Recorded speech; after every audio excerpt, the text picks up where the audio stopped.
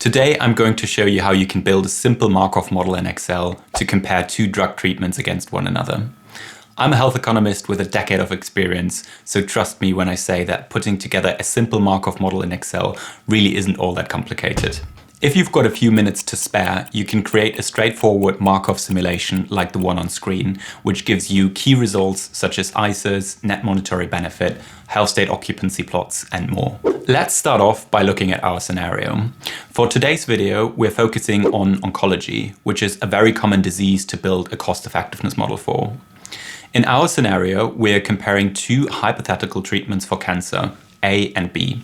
Treatment A is the current standard of care for which we've got good data, and hence we know how patients who receive treatment A progress through the disease stages. Treatment B is a new therapy option, having just passed its phase 3 trials. From the primary trial, we know that treatment B is associated with a lower risk of death compared to treatment A, with a hazard ratio of 0.75 for overall survival. We also know that treatment B improves the risk of disease progression compared to treatment A, with a hazard ratio of 0.8 for progression-free survival. Before we can start to build our Markov model, we need to define the health states that we're trying to capture with our cohort simulation. These health states should reflect the natural history of the disease that you're trying to model.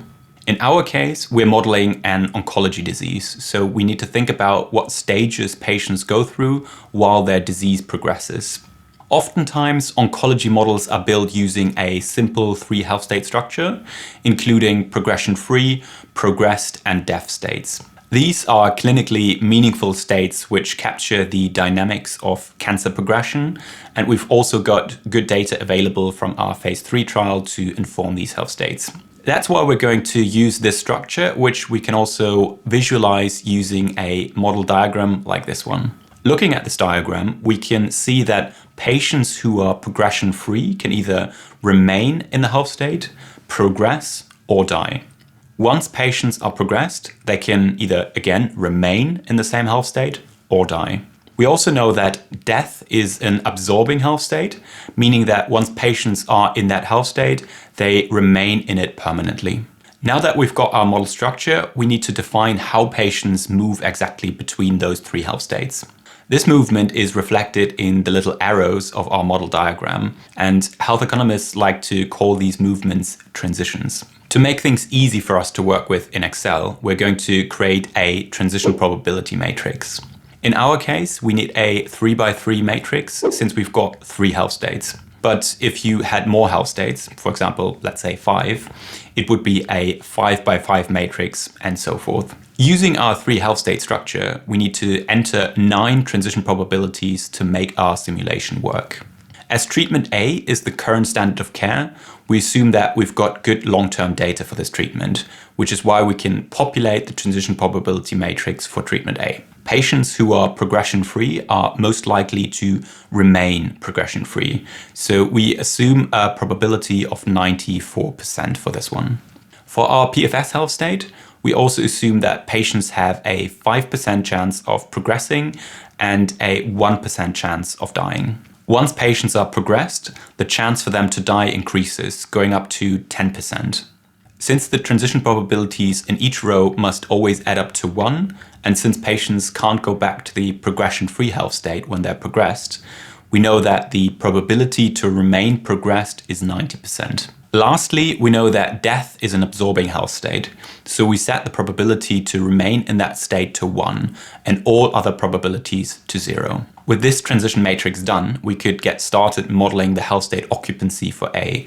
But before we do that, we want to know how B compares to A and how that affects the transitions.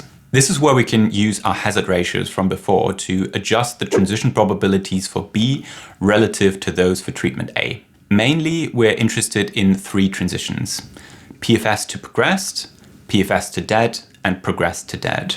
Note that this can be done in 2 ways, one of which is technically more accurate, while the other one is just quicker. The quick way is to multiply the hazard ratio for B versus A with the transition probabilities for A.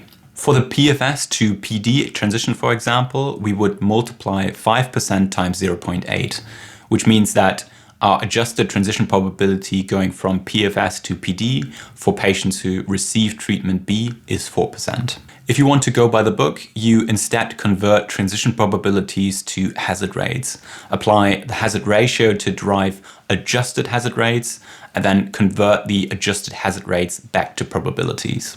If that's how you want to do it, you can use this formula here, which I'm going to show on screen. I'm going to use the simple approach though, because as you can see, for small probabilities like the ones we're using in this example, both methods really estimate very similar results. This difference would become more pronounced though if you're using larger probabilities, so be careful with the assumptions that you make. We can do a quick sense check at this stage to compare our adjusted transition probabilities for B against those of A. Treatment B is better in both PFS and OS, so we know that all transitions should be lower for B.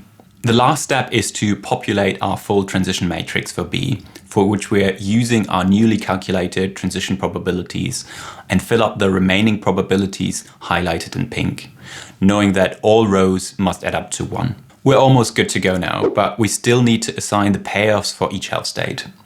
For cost, let's assume that patients in the progression-free state incur a cycle cost of £100, while patients in the progressed state have a cost of £2,000. This could be because patients who are progressed are more likely to require visits to the hospital, which are very costly, of course. For the dead state, there are no costs. Also, we assume that progression-free patients get 0.85 QALYs, progressed patients get 0.55 QALYs, and dead patients get 0 QALYs. If you don't know what QALYs are, I've made a short video explaining how they work, which I'm going to blend in here in the cards. On top of the health state costs we've just discussed, the pharma companies who manufacture drug A and B also want to be reimbursed for their efforts. In our scenario, we assume that treatment A is relatively cheap, with a cost of £250 per patient per cycle. Treatment B, on the other hand, is more expensive, as Big Pharma wants to recoup the research and development cost. That's why the health economist working on the drug has priced it at £4,000 per patient per cycle. If we assume a willingness to pay of £30,000 per QALY, will treatment B be cost effective against treatment A? Let's find out by building our Markov model. The first thing we want to do is to calculate health state membership, and for that we need to define a cycle length. To make things easy, I'm going to assume a yearly cycle length and a time horizon of 36 years. Therefore, our Markov model has 36 cycles. As our model uses an annual cycle length, this means that the health state in which patients are in gets updated every year. We could have chosen a shorter cycle length for our model, as this would have given us more detailed results and it would have made our model more realistic. For this video, yearly cycles are good enough though, as otherwise we would need to adjust how QALYs are accrued. With monthly cycles, for example, the QALYs accrued in each cycle must reflect the proportion of a year that the cycle represents. So we would have to divide our 0.85 QALYs per year for the PFS health state by 12. We will not do that though, so don't worry about it. Next, we can add the health states. So in our case, PFS, PD, and dead. In the first cycle, everyone is progression free. So I'm going to hard code a cohort size of 1,000 patients into this cell and zeros for both the PD and dead health state. Alternatively, you could initiate your health state occupancy with 1 rather than use 1,000 patients, as both approaches will give you the same results. So it just comes down to preference really. Let's calculate how patients on treatment A transition between our 3 health states. To do so, we're going to use the matrix multiplication function in Excel. All you need to do is to select the whole row that you want to apply it to, and then do a matrix multiple of your cycle 1 row with the transition matrix for treatment A. Make sure that you use an absolute reference for the transition matrix, as we don't want this reference to change. You can achieve this by pressing F4, and you'll see that it adds these little $ to indicate that it is an absolute reference. Close the bracket and hit Ctrl-Shift-Enter to put in the formula. Now you can fill this out for the remaining cycles and we're good to go. At this point, our state membership is pretty much done. But one last thing I'd like to do is to add a check column to make sure that there are no errors in our formula. All I'm going to do is take the sum of the 3 health states for each row rounded to 5 decimal places. As we've chosen a cohort size of 1000, this checksum should always equal 1000 across our 3 health states, which luckily is the case in our example. You could also add conditional formatting to these checksums so that values that meet the test are highlighted in green and everything else gets highlighted in red, so you can quickly spot any errors. I've used the round function in case you want to use this conditional formatting, as otherwise you might run into so-called floating point precision errors, which is common when working with calculations involving fractions or repeated calculations in Excel. Now that we know how many patients are in each health state for any given cycle, we can calculate our health state costs for treatment A. For our PFS cost in cycle 1, we're going to refer to our PFS health state occupancy in cycle 1 and multiply that with the costs which are incurred in the PFS health state, so £100 in our example. Again, we want to make sure that the health state cost we're referring to is an absolute reference, marked by the $2 signs. Then we're going to do the same thing for the PD health state, which has a cost of £2,000. In cycle 1, the PD health state cost is 0, as we assume that all patients in cycle 1 enter our model in the progression-free health state. I won't bother with the dead state here, as we assume that dead patients won't incur any costs. Lastly, I'll add a column for the total health state cost by taking the sum of the PFS and PD health states, which can be useful for reporting results later. Once you're done with the cycle 1 cost, you can fill in the cost for the remaining cycles by simply dragging down these formulas. Great, that's our health state cost done. That means that we can now move on to calculate the drug acquisition cost for treatment A. We know that treatment A has a cycle cost of £250. For example, it could be a yearly injection. And we further assume that all patients who are alive will receive the treatment. With this information, we can write a formula that uses an absolute reference to our hard-coded cohort size of 1000 patients minus the proportion of patients in the dead state in a given cycle and multiply this with our cycle cost for treatment A, again using an absolute cell reference.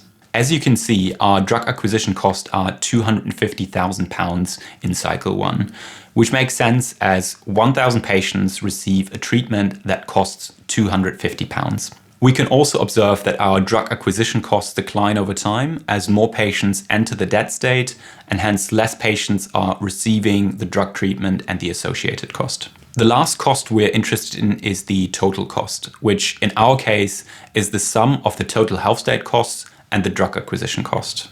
Now that we've got all our costs calculated for our cohort, we're interested to find out what that means on a per patient level.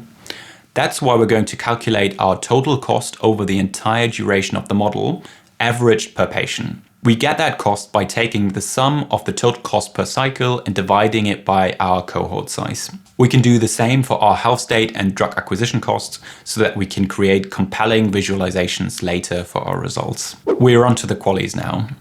You can calculate QALYs just how you calculated the costs before, only that you switch out the payoff this time.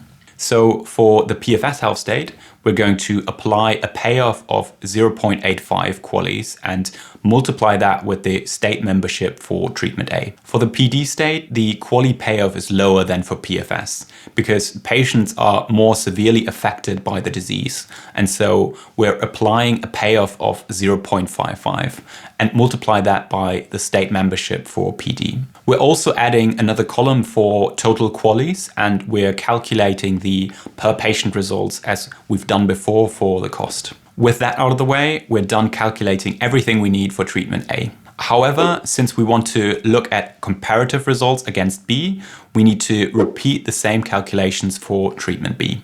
I won't bother showing this on screen, but you can just follow the same process we used for A and remember to apply the treatment-specific inputs when necessary. Make sure to use the adjusted transition probability matrix for B, as well as the higher drug acquisition cost of £4,000, and you should be good to go. Finally, we get to the interesting part, which is to calculate our results. Let's see if treatment B is cost-effective at a willingness to pay of £30,000. We can start by adding a table for treatment A and B, for which we're going to pull in the total costs and QALYs for each treatment that we've calculated before. Once we got those, we can calculate the incremental difference between A and B for both total costs and QALYs. Since we want to know if B is cost effective, we calculate total costs for B minus total costs for A. Vice versa, we calculate total QALYs for B minus total QALYs for A. What we can already see is that treatment B generates more QALYs than A at a higher cost. That's interesting, but what we really want to know is the ICER, which we can calculate using this formula. All we must do now is to divide our incremental cost, which is also called the cost delta, by our incremental QALYs, the so-called QALY delta. This gives us an ICER of just over £37,000, which is not quite cost effective. Another way to look at our results would be to use the net monetary benefit. To calculate the net monetary benefit, we multiply our willingness to pay threshold with the total QALYs and then subtract the total costs. If you do this for A and B, you can also calculate the incremental net monetary benefit. In our example, the incremental net monetary benefit is negative, which tells us the same as our ICER. We're not cost effective at our current price. As health economists, finding a price at which a new treatment is cost effective is a big part of our job. So how do we find that price point? Well, you could do this iteratively by changing the price for treatment B until the ICER approaches £30,000, for example. There's a more elegant way of doing this. The elegant solution is to use a so-called goal-seek function, which you can find when you navigate to the Data tab in Excel, and then click on What If Analysis. Here you will find the goal-seek option, which opens a new menu. Here we can change the set cell field to the cell in which you're calculating your ICER. And let's say we want our ICER to be 29,999. We want to get there by adjusting our price for treatment B. So we refer to the cell in which we hard-coded the price for B. Hit OK, and voila, we found the price at which treatment B becomes cost-effective. Markov models that are used for HTA submissions will often have a clickable button that automates this process using VBA, which can be convenient when you have a model with a lot of different inputs and you want to play around changing your assumptions and quickly see what price is needed to be cost-effective. Well, you could call it a day here. One thing I and many other health economists like to do is to add graphs and figures to the Markov model to visualize the results a little bit better. A common visualization you'll find in many Markov models is the so-called state occupancy plot, which you can create by using the stacked area chart in Excel. Simply highlight the cells in which you've calculated your health states, go to Insert, Charts, and select the stacked area chart. One thing you may need to do is to format your vertical axis so that the maximum equals your cohort size. Repeat the same process for the health state occupancy for treatment B, and now you've got yourself a visual result that's much easier to interpret than the raw numbers. For example, we can immediately see from these state occupancy plots that the red area is much smaller for treatment B compared to A, which illustrates that patients receiving B aren't dying as quickly. You could even break this down on a more granular level and isolate the individual PFS and OS outcomes in two separate graphs. Line charts are well suited for this purpose, as you can clearly depict the treatment effect through the separation in the PFS and OS curves, both of which are better for treatment B. Costs, on the other hand, can be presented using a clustered bar chart like this one. From the bar chart, we can clearly see that the main cost driver is the treatment acquisition cost, which is much higher for B. Additionally, we can observe that health state costs are higher for B versus A, which makes sense as patients on B remain in the progression-free and progressed state for longer before they die. After all, dead patients don't cost any money, which is important to remember when interpreting cost results from Markov cohort simulations for medical interventions. Now, could you use a Markov model like the one we've built today for an HTA submission? The short answer to this question is no, as there are several limitations to the approach I've used today, which I briefly want to point out. To only name a few of these limitations, I should say that we've not adjusted for general population mortality, we haven't incorporated half-cycle correction, nor did we bother with discounting. We also didn't use sensitivity analysis, including deterministic and probabilistic methods, and all our results are heavily dependent on the transition probabilities we've assumed for A, since we're applying a relative treatment effect via the hazard ratios for B. Despite all the simplifying assumptions we've made today, our Markov model is conceptually very similar to the ones that get submitted to HDA bodies like NICE, SMC, or PBAC. While HDA-ready Markov models are usually more complex than the one we've built today, they rely on the same fundamental idea to derive health state membership, assign payoffs in the form of cost and QALYs, and then calculate ICERs or net monetary benefit as their output, using visualizations like the ones shown today to present results. My plan is to cover ways of addressing the limitations of this model in future videos, as it was just simply too much to cram it all into one video. And who knows, maybe one day I'll make a full series on how to build an HDA-ready model that you could submit to major HDA bodies like NICE. In the meantime, let me know down in the comments if you want to see more hands-on tutorials like the one today, and I will see you all again very soon.